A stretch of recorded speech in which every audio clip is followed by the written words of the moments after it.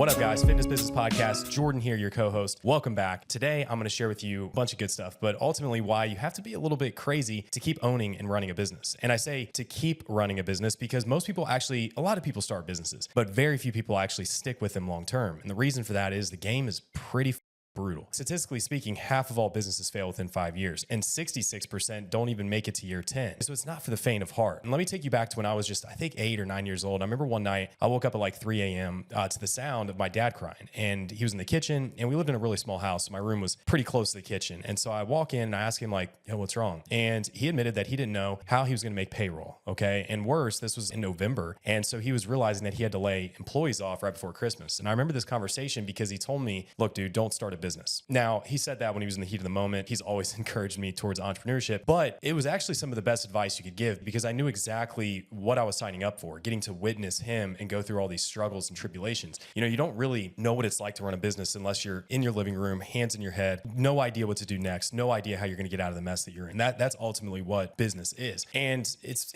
you know, it's like a constant barrage of uncertainty, lawsuits, struggling to make payroll, upset clients, employees quitting, people screwing you over. It can be a miserable game. And you have to be a little bit of a masochist to even enjoy it. All right. So today I'm going to share with you, number one, how to know if entrepreneurship might not be for you. And then number two, how you can actually train your mind to be able to handle the discomfort and actually love it. By the end, you'll understand why this game is so crazy and why it's worth ultimately every second of the struggle. Because at the end of the day, I think there's truly nothing more rewarding than building something from scratch that you can potentially change your customers' lives. You can provide financial and growth opportunities for your staff. You can give your family a financial wall to protect against who knows what, and to actually change your family lineage. But before we jump into that, why should you actually listen to me? Well, ultimately, I've actually done this. To date, our businesses have done over $40 million in sales combined in our health and fitness coaching companies. And I actually started a car lot at 16, grew that to multiple six figures. Then I realized that I hated that business. Whole long story. I started a gag gift company at the age of 22. I've started an industrial buying group for industrial welding supply products. I've also personal trained hundreds, if not thousands of clients. My wife and I, we founded T4E Systems, which is a health coaching company that did over 5 million in sales in just a few years. We sold that for 7+ figures to one of the biggest online coaching companies in the space. Now we own IFCA, Impact Fitness Coaching Academy, which we help online health and fitness coaches to get more clients and to automate their systems in their business so that they can make more money and create freedom in service of others. Let's jump into it. Part one, how to know if entrepreneurship is not for you. If any of these resonate, you might want to reconsider your path. All right. Number one, you obsess over what people think. In other words, you don't like looking dumb or failing in public. Number two, you overanalyze everything. You need to have a syllabus or a perfect step-by-step plan laid out before you actually take action. Number three, you need certainty. In other words, you avoid chaos. When the chaos hits, you're like, oh my God, I don't know what to do. And that just causes you to freak out. You're a rule follower. Innovation lives outside of the lines. And then finally, you hate doing things you're bad at because ultimately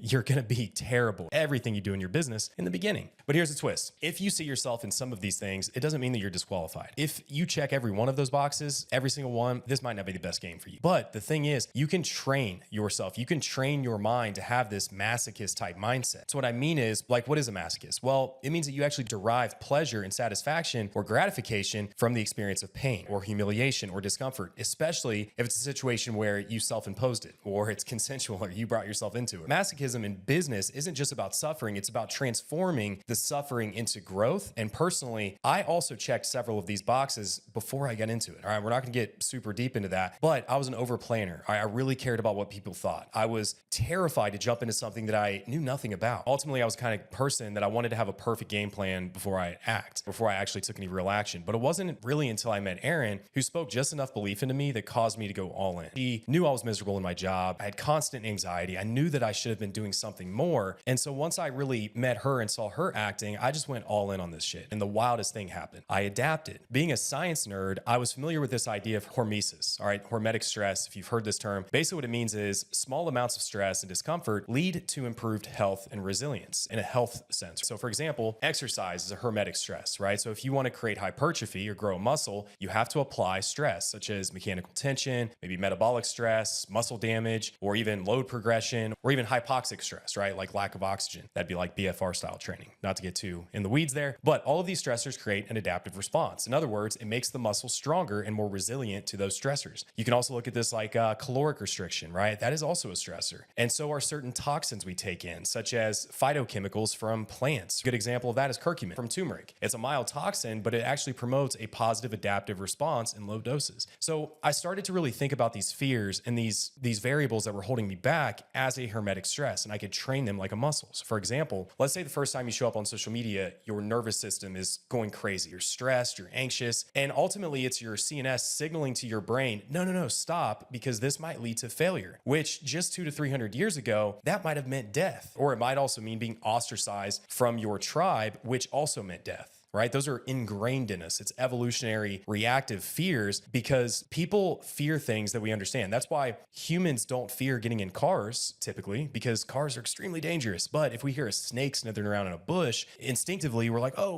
So our brain has trained us to fear failure because failure might have meant death. Other ways to think about this is the fear that comes up for maybe the first time that you've invested in yourself, right? Or taken on a big hire or something. But after you, let's say, show up on social media for a while, your nervous system starts to realize, oh, I didn't die. And then you end up getting a few dopamine hits. You get your brain to rewire it and create this feedback loop where your CNS actually craves that, right? You just need a few wins. And just like training, we can't wait for the feeling of being excited or feeling motivated around the act. Let's say it's showing up on social media. We have to act first, and then that action creates the motivation, creates the feedback loop. So the third thing that I want to emphasize here is this idea of flow state and fulfillment, because I think that's where this stuff comes from. Success without fulfillment is the ultimate failure. I heard Tony Robbins say that one time. It always stood out. And fulfillment does not come from just doing things that you're comfortable in, because when you push yourself to the limit, you can start to tap into this flow state, this idea of finding fulfillment in deep, meaningful, and challenging work. So flow state, it's just this idea. It was actually coined by this guy. I'm going to screw his name up. Mihaly Csikszentmihalyi. It's like some Russian name. I don't know.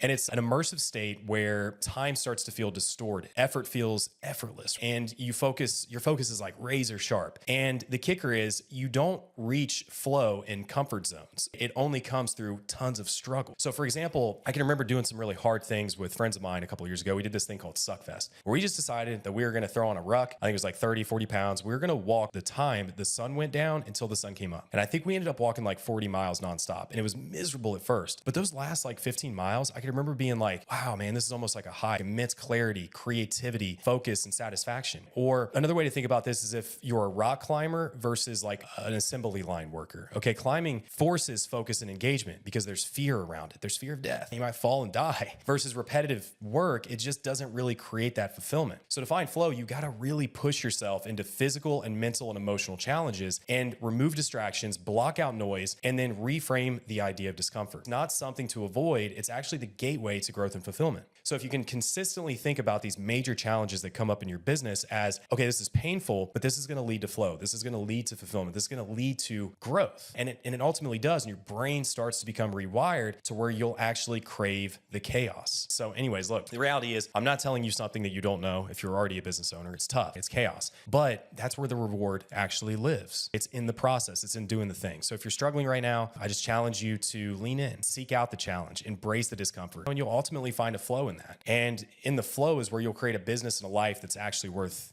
fighting for. If you found this useful, guys, that's all I got. Share it with a fellow entrepreneur or somebody who might need this message. And if you haven't already, please leave a rating and review on either iTunes or Spotify. It just helps us reach more people like you. Thanks for tuning in, guys. On to the next one. And I appreciate y'all listening. And let's just keep going. You can't fail in business as long as you keep going. It's as simple as that. See you on the next one, guys.